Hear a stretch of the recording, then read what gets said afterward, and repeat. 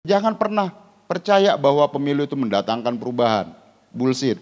Bangsa ini kita bisa menemukan momentum reformasi dan demokrasi kita bukan melalui MK, bukan melalui pemilu, tapi melalui gerakan teman-teman anak muda. Melalui gerakan teman-teman kampus. Hari ini persoalan bangsa ini hanya bisa diselesaikan lewat gerakan jalanan teman-teman mahasiswa. Benar saya katakan. Apakah ini provokasi? Iya. Saya Samsudin Alimsyah, mari kita bicarakan demokrasi.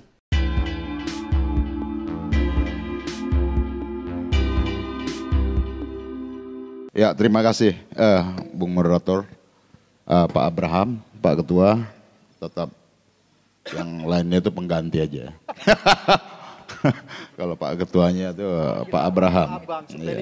Iya. Bung bintang film kita, Bung Ferry, Dirty Food yang fenomenal, dan Ibu dosen kita dan pengamat serta yang selalu tetap memberikan pencerahan dan kritis terhadap kondisi pemilu dan demokrasi kita, Mbak Titi dan Bung Iqbal ya, sebagai anak-anak muda mahasiswa yang progresif dan teman-teman Anomali dan ASA serta seluruh audiens yang hadir. Pertama begini, sejarah bangsa kita ini sejarah anak muda. Gak ada tuh sejarah proses pembentukan bangsa Indonesia ya. Dari mulai semangat proses pembentukan bangsa itu anak muda. Dari era Budi Utomo, Sumpah Pemuda, mengikrarkan bertanah air satu, berbangsa yang satu, berbahasa satu, Indonesia. Dimana pada saat itu belum ada bangsa kan, yang ada suku-suku bangsa dulu. Nah kemudian dari era kebangkitan nasional itu motornya anak muda.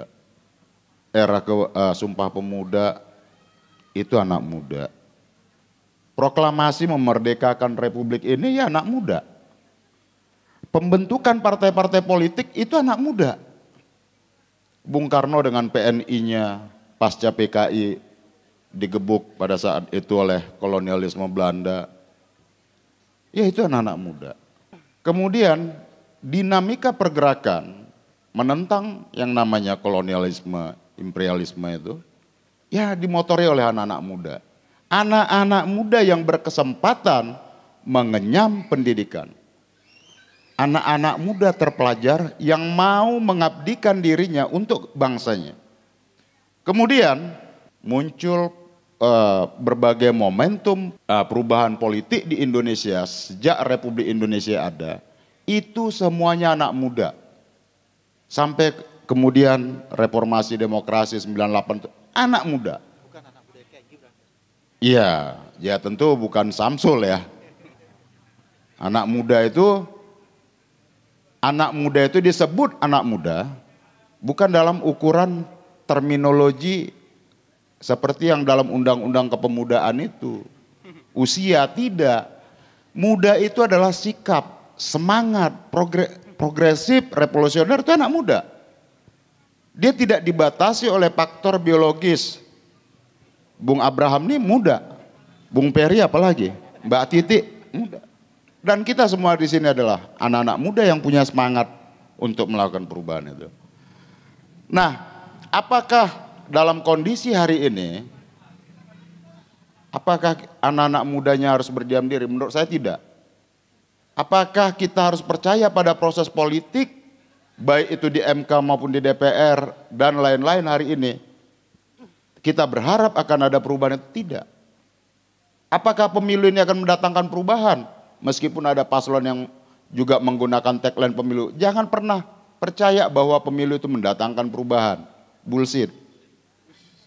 Perubahan itu selalu datang dari dinamika pergerakan anak-anak muda di jalanan. Terakhir nih ya, sejarah yang dibentuk oleh teman-teman walaupun itu. Ketika teman-teman menolak menunda pemilu yang tadi disinggung oleh Mbak Titi. Menolak penundaan pemilu, kalau enggak saya masih ingat tuh bisa di-searching nanti bulan April 2022 lalu. Yang kemudian juga saya respon di DPR dan saya tuding ini orangnya. Opretnya ini Menko pada saat itu kan. Nah kemudian berhenti itu wacana itu. Itu berkat oleh gerakan teman-teman BEM pada saat itu, Melki CS kalau nggak salah ya. Berhenti itu wacana itu. Yang itu ya wacana itu dari mulai akhir 2020, 2021 sampai kemudian 2022 digulirkan terus, bahkan ada partai politik yang sudah mendeklar untuk mendorong penundaan pemilu tadi. Tapi berhenti oleh gerakan teman-teman tuh. Nah jadi yang saya mau katakan adalah bahwa pergerakan yang dilakukan oleh teman-teman dari kampus turun ke jalanan, apakah itu efektif? Efektif. Itu berhenti itu wacana penundaan pemilu. Coba kalau teman-teman Bung Melki yang CS, teman-teman BEMSI pada saat itu dari UI, dari Jogja dan lain-lain semua nggak bergerak pada saat itu, ya, saya rasa itu akan berjalan terus tuh, Pak Abraham, Bung Peri. Paling gua doang yang nyeriakin dari DPR, dibilang ya karena saya waktu itu saya menentang terus. Karena ya sebelumnya tuh Pak, itu yang saya bahasakan dulu tuh di salah satu 3 skenario itu. Untuk pelanggangan kekuasaan itu yang saya katakan. 3 periode, penundaan pemilu dan menciptakan calon berkat, tapi terkonfirmasi semua Pak. Gitu loh. Kenapa saya harus bersikap seperti itu? Karena bagi saya adalah politik itu bukan sekedar jabatan. Politik itu bukan sekedar kata-kata. Karena saya memiliki satu tanggung jawab terhadap sejarah. Gitu loh. Sejarah apa? Sejarah yang digagas oleh anak-anak muda yang saya juga bagian dari dan juga teman-teman yang ada di sini. Bagian dari sejarah itu yang kita harus menjaganya, yaitu apa? Pembatasan jabatan, periode jabatan presiden. Itulah maka ketika terjadi reformasi demokrasi tahun 98, yang pertama koreksi terhadap kekuasaan sebelumnya dalam perjalanan bangsa kita dari 45 ke 98 adalah tidak adanya periodisasi, pembatasan periodisasi jabatan presiden dalam undang-undang dasar kita. Maka itu dulu. Nah ketika ada kekuasaan yang ingin mencoba mengutak-atik, ingin melanggengkan kekuasaannya dengan berbagai cara, ya, apakah itu dia masih memiliki semangat reformasi dan demokrasi? Tidak. Apakah layak kita dukung? Tidak. Dia adalah musuh. Bagi saya yang saya sudah meyakini sejak 2022 saya sudah nggak percaya. Sejak 2021 di akhir-akhir itu saya sudah nggak percaya sebenarnya terhadap presiden hari ini. Walaupun saya berasal dari partai politik yang mengusung presiden, tapi sikap saya itu menolak dan saya tidak percaya karena mereproduksi kepalsuan dan kebohongan. Itu tadi kalau Bung Peri bilang, kecurangan apa lagi yang kau dustakan? Kan itu kan? Dan sekarang dusta apa lagi yang kau tambahkan? Hari ini kita ya terang benderang bangsa ini hari ini ya, kita bisa selamat itu kalau anak-anak muda bergerak. Bangsa ini kita bisa menemukan momentum reformasi dan demokrasi kita bukan melalui MK, bukan melalui pemilu, tapi melalui gerakan teman-teman anak muda, melalui gerakan teman-teman kampus. Nah, menurut saya apapun itu teman-teman harus kerjakan terus. Kepeloporan itu dimulai dari elemen-elemen kecil. Teman-teman sebagai anak-anak muda yang sadar bergerak, jangan kecil hati. Kalau yang lainnya ternyata lebih asik joget-joget atau lebih asik masa bodoh dan politik. Tapi percayalah, kepeloporan itu berangkat dari yang kecil-kecil asal teman-teman konsisten. Karena moral force bangsa ini ada di kekuatan anak-anak muda, Pak. Sejarah bangsa kita sudah menjelaskan itu. Jangan berharap ada kekuatan moral buat bangsa ini dari elit-elit politik, apalagi pejabat-pejabat atau yang hakim-hakim yang disebut ada di MK yang disebut mulia dan terhormat itu. Kecilkan sedikit ininya kalau kita mau berharap ke sana. Kalau mau dikatakan jangan pernah berharap, ya, kalau saya begitu. Artinya apa? Karena memang kekuatan moral buat bangsa ini ada di anak-anak muda, ada di teman-teman. Apakah teman-teman bisa berharap sama saya, sama Pak Abraham, atau yang lain? Yang jangan. Nah gitu loh. Motornya itu harus teman-teman. Bahwa kita menjadi bagian dari pergerakan teman-teman yang semangatnya sama, iya. Tapi motornya itu harus teman-teman. Teman-teman harus menjadi bagian dari, bukan sekedar anak sejarah, harus menjadi anak sejarah, tapi bukan sekedar menjadi anak sejarah, harus menciptakan sejarah. Sejarah apa? Perubahan bangsa ini. Hari ini persoalan bangsa ini hanya bisa diselesaikan lewat gerakan jalanan teman-teman mahasiswa. Benar saya katakan. Apakah ini provokasi? Iya, kita harus memprovokasi semangat kita untuk melakukan perubahan dan kebenaran itu. Hak angket gitu Bang, hak angket. Kalau itu sudahlah. Itu cuman jadi, oh iya. Itu karena, kenapa tadi saya nggak mau langsung menjawab itu karena pedih hati saya. Ya itu tadi jawabannya Ferry itu. Itu esensinya tuh. Membuat ini kita. Tapi ya kita ya bukan yang nggak pernah artinya kecewa atau apalah ya bagi kita. Tapi berharap terhadap proses politik itu tadi ya. Di jalur-jalur formal tadi jangan pernah berharap banyak. Apalagi di DPR sana. Saya berlatar belakang aktivis yang semangatnya ya saya nggak jauh berubah banyak lah, kira-kira ya ada perubahan dikit lah. Kan gitu ya. Tetap muda Pak. Semangat kan tetap anak muda. Ya kan saya harus menyesuaikan dari politik jalanan dalam politik formal itu Pak. Tidak bisa menarik garis secara diametral begitu kan. Jadi ya perubahannya di situ. Sebagai politisi di institusi formal anggota DPR saya harus lebih. Tapi secara sikap saya tidak merubah apapun. Karena bagi saya perubahan itu adalah yang hakiki Pak. Gitu loh. Perubahan itu keniscayaan. Dan elemen dan motor perubahan itu anak-anak muda. Nah maka sekarang kalau kita lihat ini ya. Ini kita harus tagih kekuasaan sampai kapanpun. Apalagi kekuasaan hari ini ya. Bahkan besok dia akan berakhir, katakan ini tanggal 19. Besok dia akan berakhir tanggal 20 Oktober. Tetap kita tagih Pak. Bahkan setelahnya pun kita akan tagih. Nah itu Pak. Nah hari ini apa? Dulu bahasa tentang pengadilan rakyat, mahkamah rakyat, itu bahasa di kalangan aktivis pergerakan. Apakah ada akademisi yang mau menyuarakan itu? Nah bahasa pengadilan rakyat dulu, ya, itu tidak lazim diucapkan oleh kalangan akademisi, apalagi guru besar maupun budayawan. Meskipun bersikap kritis ya, bukan tidak setuju, tapi teman-teman di pergerakan bahasanya apalah, kira-kira gitu ya.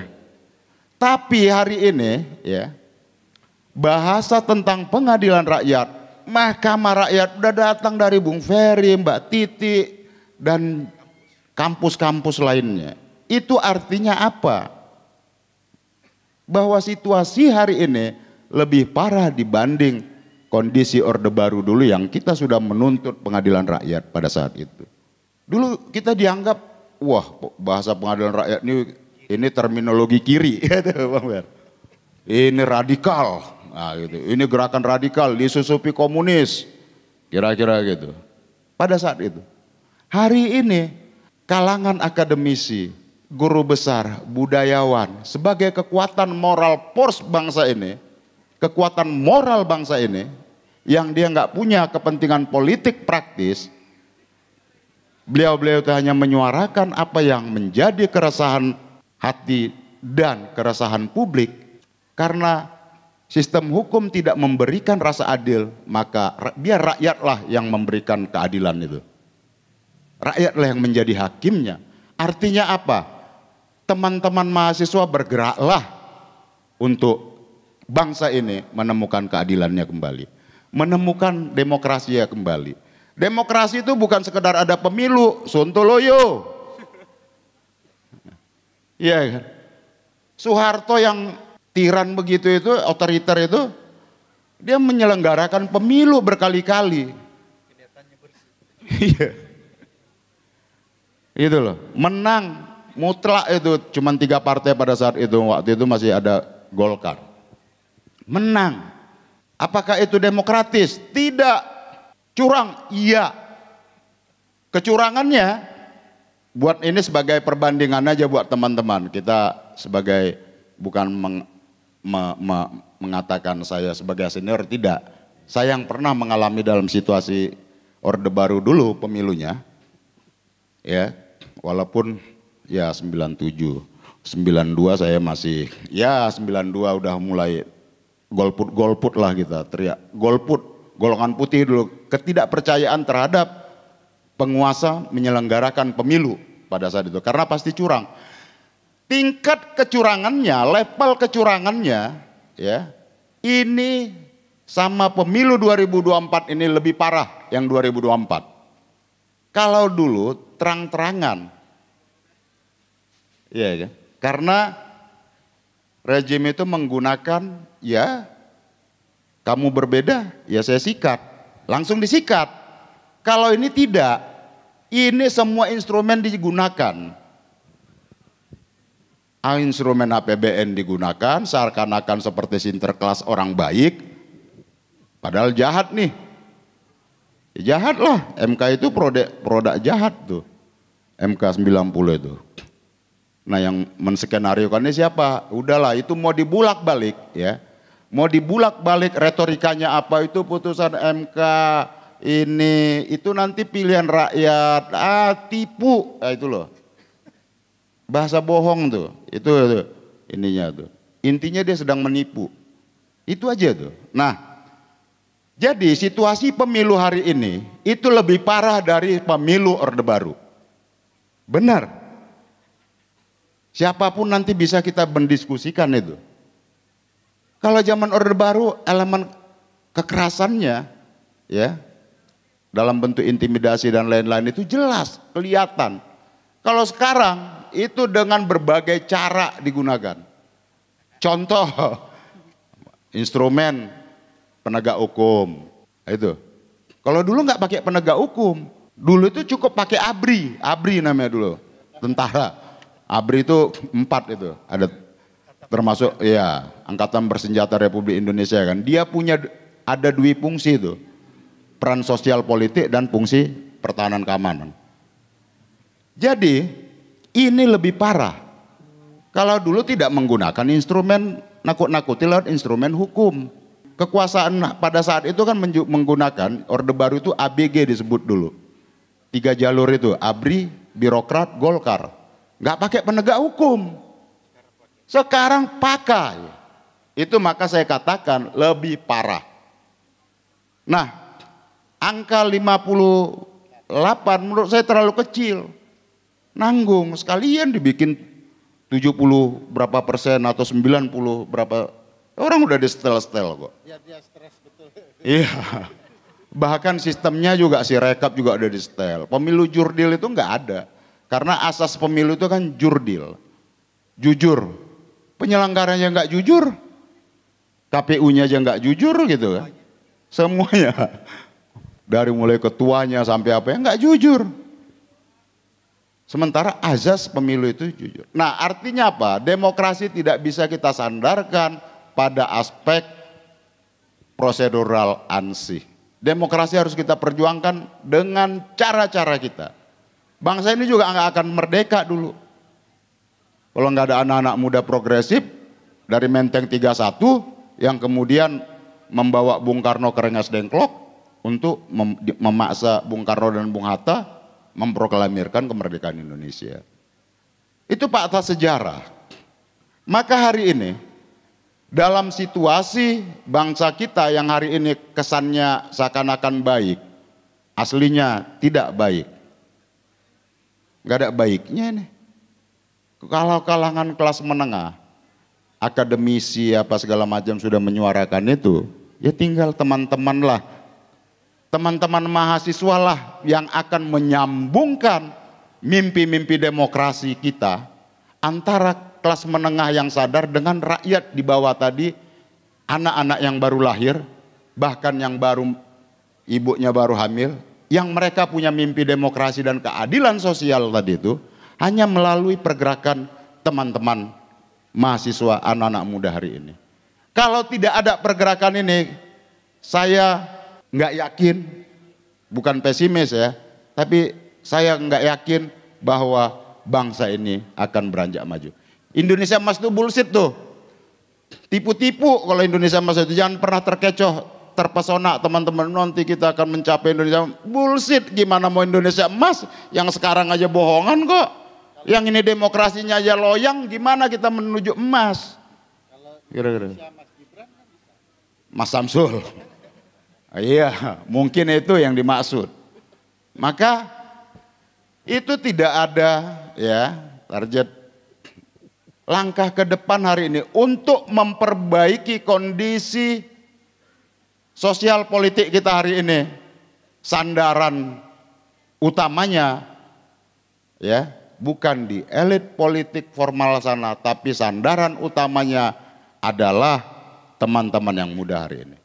Sekarang pertanyaannya, apakah teman-teman mau mendiamkan situasi ini atau teman-teman menjadi bagian dari sejarah dan pelaku sejarah dan menciptakan sejarah perubahan demokrasi dan keadilan sosial kita ke depan. Saya rasa itu saja yang bisa saya sampaikan, agar mari dari mulai malam ini yang digagas oleh teman-teman yang tadi sudah disampaikan Pak Abraham, agar kita menyatukan seluruh energi kita, khususnya kalangan teman-teman muda, mahasiswa, pasca student, dan kita-kita semua bergerak bersama-sama dalam satu tujuan perubahan buat bangsa ini. Jangan pernah percaya atau menyandarkan harapan-harapan kepada elit politik hari ini. Kita gunakan momentum 2024 ini sebagai momentum sejarah teman-teman. Benar, saya katakan. Teman-teman harus menciptakan sejarah 2024 ini. Momentum sejarah perubahan buat bangsa ini. Sehingga teman-teman dicatatkan dalam sebagai elemen pergerakan demokrasi 2024 itu adalah motornya teman-teman hari ini. Saya rasa itu karena muda itu adalah harapan, muda itu progresif, revolusioner. Wallahul muwaffiq ila aqwamit thoriq. Wassalamualaikum warahmatullahi wabarakatuh. Semoga Allah yang Maha Kuasa meridhoi perjuangan teman-teman muda sekalian. Merdeka! Merdeka!